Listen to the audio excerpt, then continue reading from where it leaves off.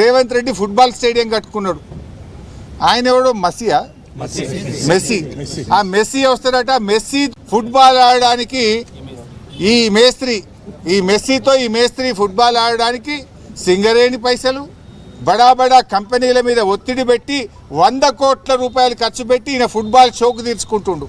ఆ 100 కోట్లతోని ఓ మంచి హాస్టల్ కట్టు, పిల్లలకు కడుపు నిండా అన్నం పెట్టు, ఓ స్కూల్ కట్టు.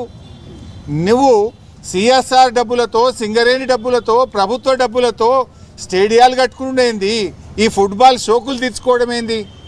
ఇవాళ అక్కడ కొండాపూర్ హాస్పిటల్లో పిల్లలు ఉన్నారు, అదేదో ఒక ప్రైవేట్ ఆసుపత్రుల్లో పిల్లలు ఉన్నారు, నీలోఫర్లో పిల్లలు ఉన్నారు, కోటి ఆసుపత్రిలో మంచాల మీద పిల్లలు ఉన్నారు. ఇలా హైదరాబాద్ నడిబొడ్డున, హైదరాబాద్లోనే ఈ పరిస్థితి ఉంటే జిల్లాలో ఏం పరిస్థితి ఉంది? ఇలా మంత్రులు, ముఖ్యమంత్రి అందరు హైదరాబాద్లో ఉన్నారు. ఈ పిల్లల్ని వచ్చి చూడడానికి మీకు టైం దొరకలేదా? మీకు ఎంతసేపు ఫుట్బాల్ ఆడడానికి నీ షోకులకే టైం సరిపోతలేదు, నీ కబ్జాలకు, నీ కమిషన్లకే నీకు టైం సరిపోతలేదు. పిల్లల్ని ఆడబట్టించుకుంటున్నావు నువ్వు. ఈ రోజు వరకు హైదరాబాద్లో ఆసుపత్రుల్లో పిల్లలు మంచాల మీద ఉంటే ఒక్క మంత్రి కానీ, ముఖ్యమంత్రి కానీ వచ్చి పరామర్శించాల్సిన బాధ్యత లేదా? 61 సార్లు ఢిల్లీ వేయండి ముఖ్యమంత్రి, 61 సార్లు ఢిల్లీ పోవడానికి టైం ఉంటుంది.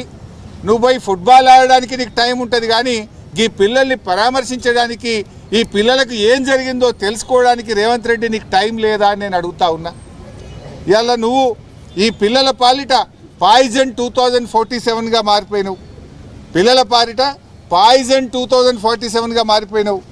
మాటల్లో గతంలో కూడా పోయిన సంవత్సరం కూడా ఇట్లే ఫుడ్ పాయిజన్ అయింది. అప్పుడు బీఆర్ఎస్ పార్టీ, మేము మా పార్టీ ఆధ్వర్యంలో గురుకులాల బాట పట్టినాం, ముఖ్యమంత్రి మీద, ప్రభుత్వం మీద ఒత్తిడి పెంచాం. అప్పుడు రేవంత్ రెడ్డి అప్పుడు మెల్లగా లేచిండు, కుంభకర్ణుడు నిద్ర లేచినట్టు లేచి అప్పుడు ఏమన్నాడు? లేలే ఇక ఇప్పటి నుంచి అంత గ్రీన్ ఛానళ్ళ పైసలు ఇస్తా, కలెక్టర్లు, అడిషనల్ కలెక్టర్లు రోజు హాస్టళ్లలో పోయి పంటరు, ఇక ఎక్కడ జరగది, జరిగితే తోలు తీస్తా అని మాట్లాడిండు. మరి మళ్ళీ ఎందుకు జరుగుతున్నది? నీ గ్రీన్ ఛానల్ ఏమైపోయింది? ఎందుకు మళ్ళీ రోజు ఫుడ్ పాయిజన్ జరుగుతున్నది? ఇప్పుడు తోలు తీయాల్సింది నీదా, అధికారులదా? నువ్వే విద్యాశాఖ మంత్రివి, నువ్వే ముఖ్యమంత్రివి, అట్టర్ ఫ్లాప్ అయిపోయినావు నువ్వు. పోయిన సంవత్సరం ఇట్లే మాట్లాడినావు కదా, మళ్ళీ ఇప్పుడు ఎందుకు జరుగుతుంది అని నేను అడుగుతా ఉన్నా. ఇది ఎట్లుందంటే రేవంత్ రెడ్డి కథ, వెనకటికి కూడా అన్నాడట, తినడానికి తిండి లేదు కానీ మీసాలకు సంపంగి నూనె అన్నాడట. ఇక పిల్లలకి ఇంత అన్నం పెట్టే తెలివి లేదు రేవంత్ రెడ్డికి. ఇక నేను 3 ట్రిలియన్ ఎకానమీ చేస్తా, నేను 2047 విజను, నేను ఫ్యూచర్ సిటీ కడతా. నీ సిటీ ఏందో నువ్వేందో, ముందు పిల్లలకి ఇంత కడుపు నిండి అన్నం పెట్టు. అరే పిల్లలు పోయి ఒక దిక్కు పోలీస్ స్టేషన్లో కంప్లైంట్ ఇస్తే సిగ్గుండాలి. నీ మీదనే కంప్లైంట్ ఇచ్చారు కదా, నువ్వే విద్యాశాఖ మంత్రివి, నువ్వే ముఖ్యమంత్రివి. ఈ పురుగులన్నం మాకొద్దని పోలీస్ స్టేషన్లో పిల్లలు పోయి ధర్నా చేస్తూ కేసు పెట్టమని ముఖ్యమంత్రి మీద. ఆడ పాపం షామీర్పేట గురుకులానికి మా బీఆర్ఎస్వి పిల్లలు పోతే వాళ్ళు ఏం చెప్తున్నారు? బాత్రూములు కడిగేటువంటి బ్రష్లతోని బౌగోన్లు కడుగుతుండ్రట. ఏం కావాలి ఆ పిల్లల పరిస్థితి? ఇంత దారుణంగా ఉంటుందా పిల్లల పరిస్థితి?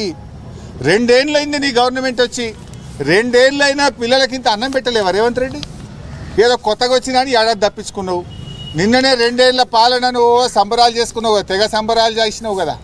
కోట్ల రూపాయలు గవర్నమెంట్ సొమ్ములు ఖర్చు పెట్టి, 100 కోట్లతో అడ్వర్టైజ్మెంట్లు పెట్టి, పేపర్లల్లో, టీవీలల్లో, హోర్డింగ్లల్లో, దేశం మొత్తం, రాష్ట్రం ఏడ చూసినా నీ బొమ్మలు పెట్టుకున్నావు. నీ బొమ్మలు మస్తుగా చూసినాం కనుక పిల్లలకి ఇంత అన్నం పెట్టు. అన్నం పెట్టే చేతనైతే లేదు నీకు. ఇవాళ రేవంత్ రెడ్డి